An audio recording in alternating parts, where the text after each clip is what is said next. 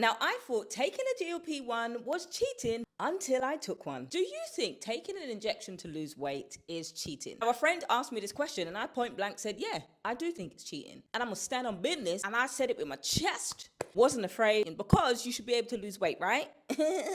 Is this not mine? Did I not start taking a weight loss injection 4 weeks ago? I think I did. Okay. My friend was type 2 diabetic. She got prescribed this medication for her own type 2 diabetes. And like I said, I will link it in the description box. I will link her story in the description box below so you can go here and you can listen to it. Remember we were talking about it, her journey, the side effects, all of those kind of things, what she's learned. Now, I'm a nutrition coach, so I am familiar and I'm very big on behavior change. Even if you're on a weight loss medication, there's still work you have to do. Now, even though I knew she had a medical reason for taking it, I still thought that it was cheating. Me. Who am I?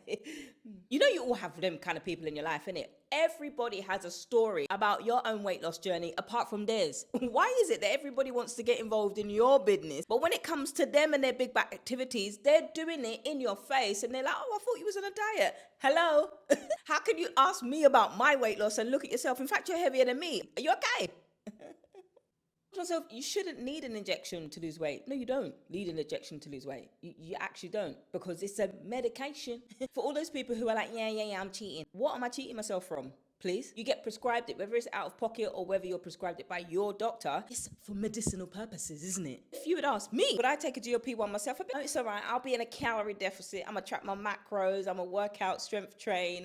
Is my big back self not taking wegovy semaglutide 0.5 milligrams once a week? Yes, I am. So what changed? Welcome back, my friends. My name is Verona. I'm a nutrition coach and I'm sharing real talk as a nutrition coach. Yes, I am a nutrition coach on a GLP-1 journey and I am proud. But I'm telling you today, I was wrong. I wasn't slightly wrong.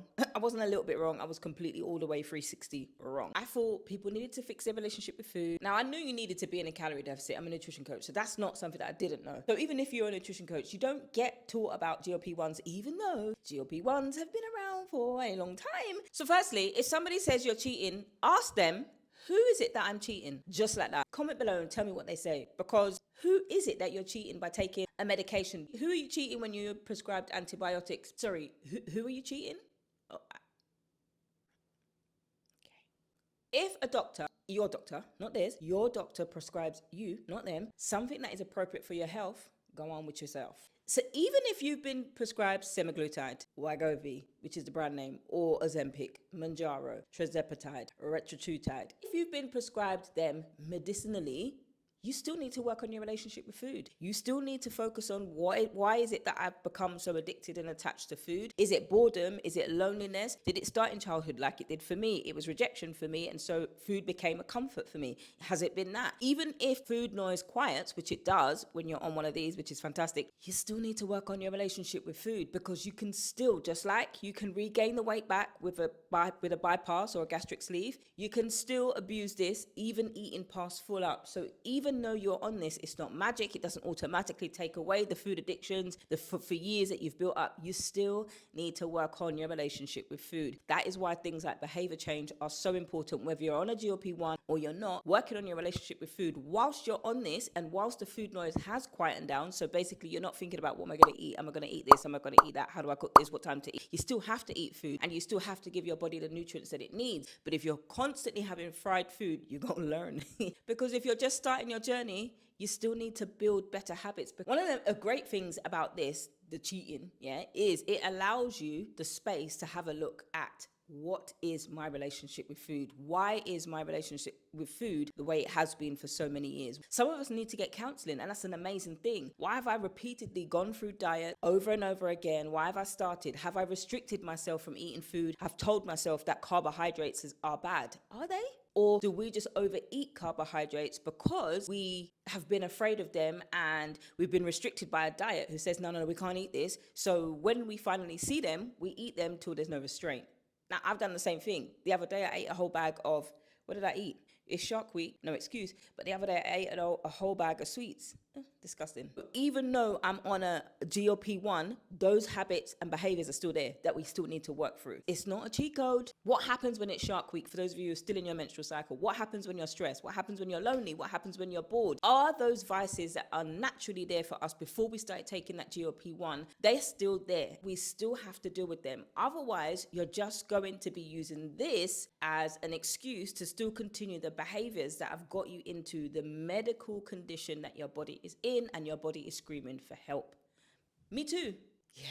We've still got to do work. Now, GLP-1 can help create a space and reduces the food noise so there isn't that turmoil inside and outside. Moms will relate to this very well. So if your children are active, they wake up at 5, hi, mommy, I want to play, daddy, I want to play. Foot in your eye, everybody's awake. That starfish, oh my goodness, I have auntie privileges. Ooh, the starfish position. Foot in your eye, foot in your belly, foot in your nose, fingers in your eyes. Look, they could go to bed late and wake up at 7. My nephew once said to me, it's enough sleeping now. Wake up now. I was so tired. Why am I the one that's lagging and you're wide awake? All the way through back to 10 p.m. the same night. So when the children go to grandma's, when children go to aunties, you're good, yeah? So all of those things that you've been trying to do, sort out the closet, sort out the ironing, the washing, whatever it is that you've got to do, you've now got the space and the time to do it. And you get it done and you're like, oh my goodness, thank God for you. Do you want to have them next weekend? So you kind of get into that habit, right? It's the same thing when we're on a GLP-1. It's quieting down the noise, or it's quieting down that stress from there. And now you're allowed to think about, nobody wants to think about it, but if you really want to build a better relationship with food, and these messages aren't great. Nobody likes these messages because people are like, you know what, I lost 50 pounds on GLP-1 and this is what I look like then, and this is what I look like now. We all love a good before and after. Even myself, I love it. But if you're not doing the work in the in-between to maintain that work that you've just done, the money and the weight that you've just lost, you're just going to regain it. And I'm not telling you this to put a downer on anyone. My name's not Debbie, middle or first name. Sorry, apologies for any Debbies out there. Even though you're still losing 50 pounds, you have to have the mindset that will carry you through to maintain it. Because it's easy to slip back into those habits. Use that quiet time and the space that the GLP-1 allows you to have to work on the things that you haven't been able to do. Include strength training. Don't miss out on the strength training. You don't have to lift 2 hours of weights. That's ridiculous. You don't need to do that.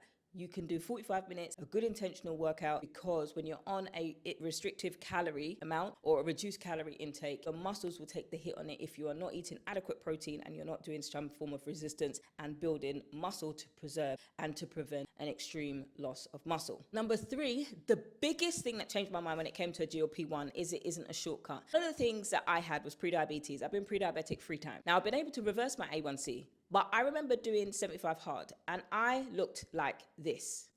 No, not this. I looked like this, and this was day 60. Now, in between day 60 and day 65 or day 67, I started my GLP-1 journey. And the reason why I started is because there was still something wrong. Now, I'm somebody who's up to date with my blood test. I'm anemic, was on the cusp of diabetes. And yeah, I'm a nutrition coach. There was something wrong metabolically. I was not at the BMI where I'd be able to be prescribed it by my own doctor, but I was prescribed it outside, so out of pocket by a qualified by a qualified clinician, still can't say it, by a qualified clinician who was able to have a look at my body, my history and all of that kind of stuff. And then I partnered with my doctor at War Break. That's also something you need to do when you're on a GLP-1, stay hydrated. We've no problem in you taking a GLP-1. I said, yeah, my A1C is great. However, look at my body. Now, one of the markers, not for everybody, one of the markers is you've got slim legs, slim arms, and then you've got a huge belly. So that's visceral fat, cortisol, and that is a precursor for pre-diabetes or insulin resistant. So even though my A1C was great, my insulin resistance wasn't. And that is something that's metabolically. Now, I started to look into GLP-1 and I saw that it was a medication. It's medicinal. It's not cheap either. It's not because I need to lose 5 to 10 pounds. Point is, it is for medical reasons. Now, I don't think that medication is a shortcut. Medication is a tool, just like the scales are a tool, just like macros are a tool. It's not something that you need to do for the rest of your life. It is to get you from point where you are now to the point that you're trying to get to. In between, you're working on the highs and the lows and the things in between, and you're working on things and how you manage vacations, how you manage holidays, how you manage birthdays. All all of that from A to Z, that is the time that this thing allows you to work on that. So look at this as A to Z. Even if you're not on a GLP-1 and you can't get on one, I want to get to point Z and I'm at point A. I've been at point A for a minute and I want to get to point Z. You have to go through B, C, D, all the way to Z, right? So what is your B? What is your BMI, for example? What are your calories that you intake on a day-to-day basis? Before I started this, it was 2,700 calories. 700 calories were just snacks. Then C, my calorie deficit. And D, what can I think of D? What was my diet like? Was it full of fatty foods? Was it full of ultra-processed foods? Exercise. Was exercise existent in my day-to-day? Was I fatter than I could think of? Did I have more fat than I wanted? The FUPA and all of those things? G. Oh my goodness. Was God involved in my journey or not? H. How bad do you want it? How much did I want it? I. Insulin resistant. Yes, I was insulin resistant to the 9. J, I was just getting started. A, B, C, D, E, F, G, H, I, J, K. Kettlebell swings, yes. Kettlebell swings to make sure that I was walking and getting in some exercise and some movement. A, B, C, D, F, G, H, I, J, K. L, a leg day. When was the last time that I did a leg day, whether at home or in the gym? M, mounjaro. Am I going to decide to take mounjaro or am I going to take something else? N, no more shortcuts. Now is the time to get started. Element O. Oh no, it's about to go down Ozempic. Am I going to go down the Ozempic route or am I going to take something else? LMNOP. Protein. Am I eating enough protein for my body's needs, for my weight and my height and my age? I'm now in my 40s. Have I started to take in more protein? What else could I do to increase my protein naturally? Not just protein shakes, not just protein powders, but more things. Q. Questions about the GLP-1. What are the questions that I have? Let me ask as many questions as I can to make sure that am I qualified to take the GLP-1? QR. Retatrutide. No, that's not available in the UK yet. So no, let's not go for the latest things, but am I actually ready for this journey? Have I got everything that I need to get started on this? S, stress. How much stress have I got? How much sleep do I have? No, I'm having 5 to 6 hours sleep. I am so stressed because I started doing 75 hard. It's time to stop stressing my body and stop doing 75 hard. Oh, I forgot S. S also could have been semaglutide. But anyway, tirzepatide. Is that going to be too strong for my body? Is that the right one for me? Let me try and do a research test of all of them to see which one fits my needs. T, A, B, C, D, F, D. What's the U one? You sure that this is for you?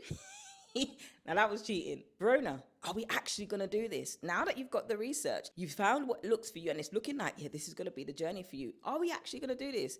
W, wow, I think we're going to go. We're going to go and do it. And wegovy is the way that we're going to go. WX.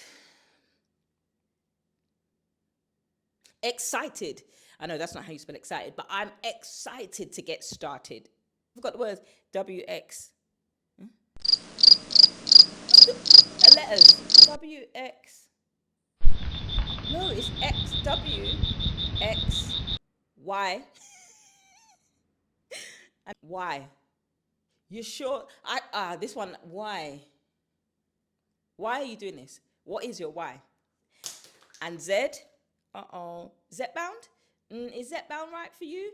No, I think we're going to go back to A. I'm going to go back to the starting point and we're going to get started. That was fun, off the cuff. If you've been prescribed a GLP-1, you're still going to have to make decisions about what you eat. You're still going to have to make decisions about your calories. You're still going to have to make decisions about the quality of your food, your protein, your benefit from strength training. That's a non-negotiable. Medication can help with the biological side of the appetite suppression or the appetite regulation. But there's still a behavior side, still a psychological side, there's still a nutritional side. Because if the medication gives you a quieter relationship with food, why wouldn't you use this opportunity to help you change your relationship with food in a way that you struggled before, but you now have the space to do it? Why wouldn't you? As long as you're qualified to use it. So the food aversions do still happen.